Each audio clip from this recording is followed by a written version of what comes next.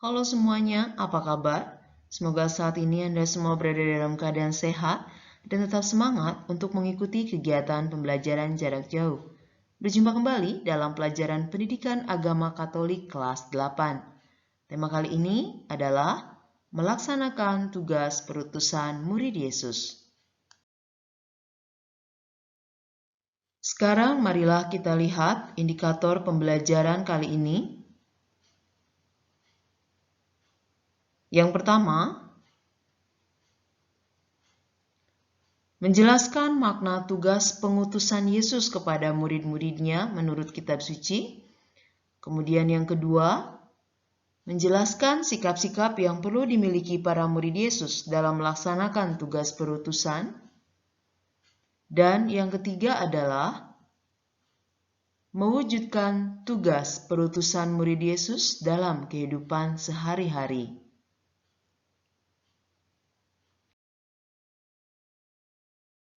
Sekarang marilah kita lihat pengalaman melaksanakan tugas sebagai utusan.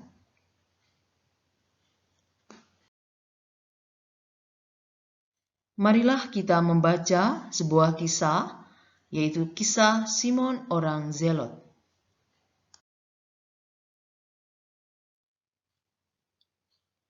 Simon dijuluki orang Zelot dan orang Kanaan. Julukan orang Kanaan berkaitan dengan kata Yunani Kananios dan kata kerja Aram Kana, yang berarti mengikuti dengan giat. Sedangkan sebutan orang Zelot berkaitan dengan kata Yunani Zelotes atau Zelente, yang berarti mempertahankan dengan gigih. Kegigihan itu selaras dengan karakter Simon yang sebelum menjadi murid Yesus termasuk salah seorang dari kelompok kaum Zelot. Watak kepribadian dan semangatnya tetap sama dan berapi-api, namun arah dan sasaran perjuangannya diselaraskan dengan perjuangan Yesus. Sebab sebelum menjadi murid Yesus, perjuangan Simon sangat bertolak belakang dengan perjuangan Yesus.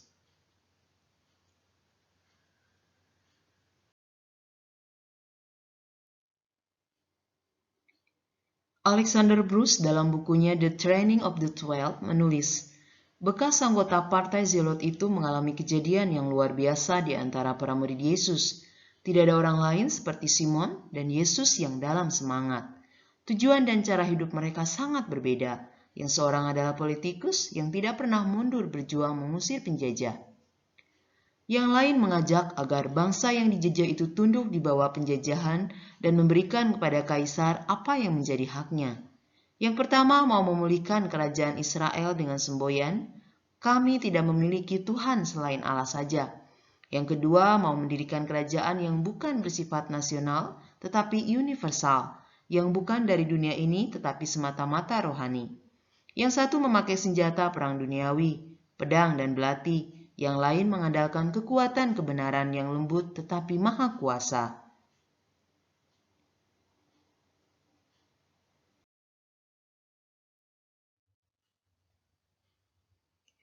Simon mewartakan Injil di Mesir, Afrika, Britania Raya, dan Persia.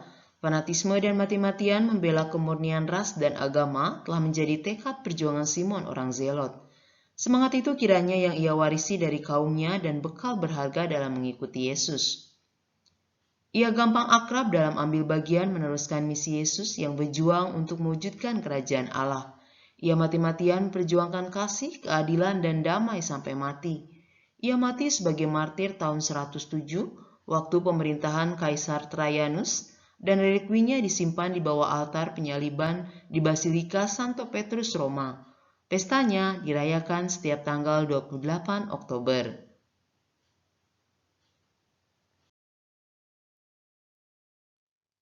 Nah, sekarang marilah kita lihat pesan apa yang ingin disampaikan dari cerita di atas.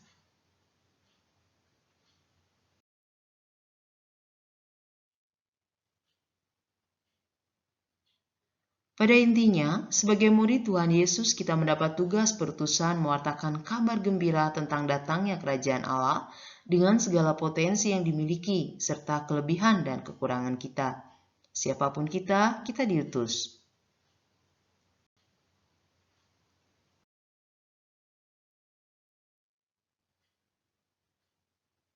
Marilah kita mendalami makna tugas perutusan murid Yesus.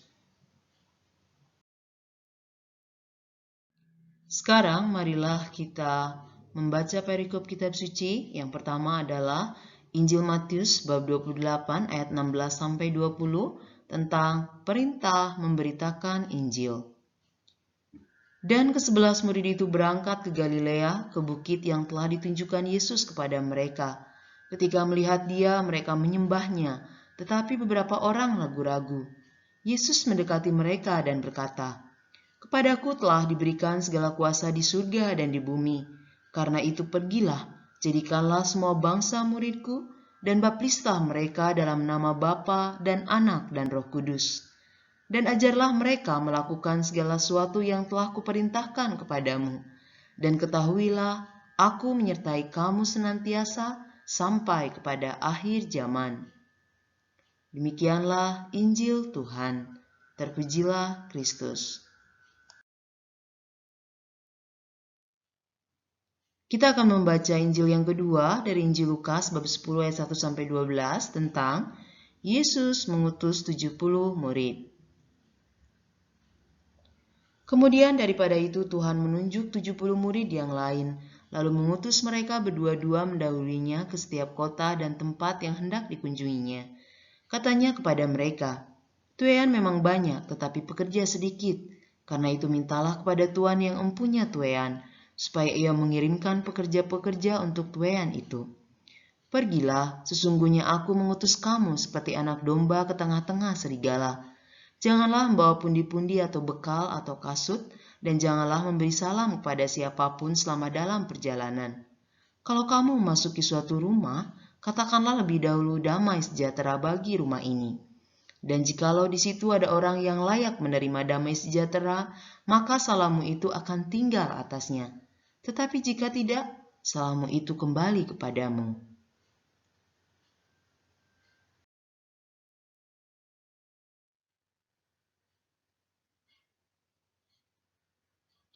Tinggallah dalam rumah itu, makan dan minumlah apa yang diberikan orang kepadamu. Sebab seorang pekerja patut mendapat upahnya. Janganlah berpindah-pindah rumah. Dan jikalau kamu masuk ke dalam sebuah kota dan kamu diterima di situ, makanlah apa yang dihidangkan kepadamu. Dan sembuhkanlah orang-orang sakit yang ada di situ, dan katakanlah kepada mereka, kerajaan Allah sudah dekat padamu. Tetapi jikalau kamu masuk ke dalam sebuah kota dan kamu tidak diterima di situ, pergilah ke jalan-jalan raya kota itu dan serukanlah, "Juga debu kotamu yang melekat pada kaki kami kebaskan di depanmu. Tetapi ketahuilah ini, kerajaan Allah sudah dekat. Aku berkata kepadamu, pada hari itu Sodom akan lebih ringan tanggungannya daripada kota itu." Demikianlah Injil Tuhan. Terpujilah Kristus. Setelah membaca dua perikop Injil di atas tadi, marilah sekarang kita melihat makna tugas pengutusan Yesus kepada murid-muridnya. Yang pertama, kita dipanggil untuk ambil bagian dalam tugas perutusan Yesus dari Allah Bapanya, yaitu mewartakan Injil tentang datangnya kerajaan Allah dengan kata dan perbuatan. Kemudian yang kedua, mewartakan kerajaan Allah berarti mengupayakan terciptanya kedamaian, kerukunan, persaudaraan, keadilan, cinta kasih dimanapun kita berada. Dan yang ketiga adalah, dalam melaksanakan tugas perutusan kita sadar akan tantangan dan hambatan yang kita jumpai. Namun, karena Tuhan Yesus selalu menyertai, kita tidak perlu takut.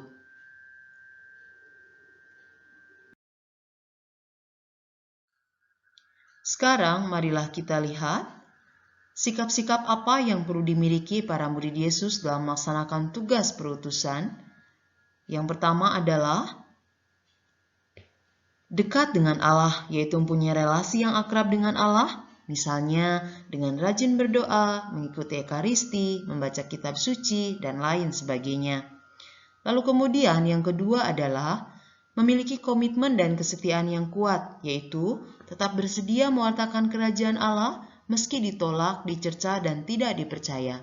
Tentu saja hal ini sangatlah tidak mudah. Kemudian yang ketiga adalah sesuai dengan situasi sekitar, yaitu dinyatakan dalam hidup sehari-hari. Misalnya, Anda sebagai seorang anak di rumah, bagaimana sikap Anda terhadap orang tua? Kemudian, atau sebagai seorang pelajar, bagaimana sikap Anda di rumah? Dan lain sebagainya. Sekarang marilah kita lihat bagaimana cara mewujudkan tugas perutusan murid Yesus dalam kehidupan sehari-hari.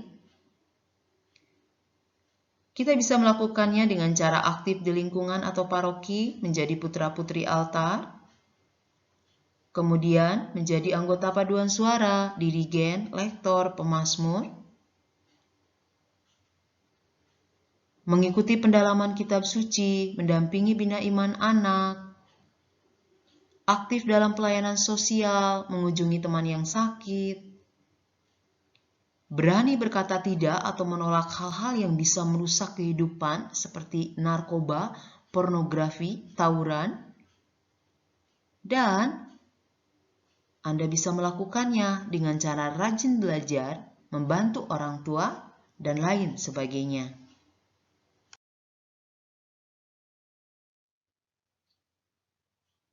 Sekarang marilah kita merenungkannya. Refleksi buat kita adalah, apakah hidup kita sudah menggambarkan seorang yang diutus untuk menyampaikan kabar yang menyelamatkan? Apakah kehadiranku membawa damai bagi sesama? Apakah aku berani membela kebenaran? Apakah aku akan berdiam diri melihat ketidakadilan? Apakah aku mau terlibat dalam kehidupan menggereja?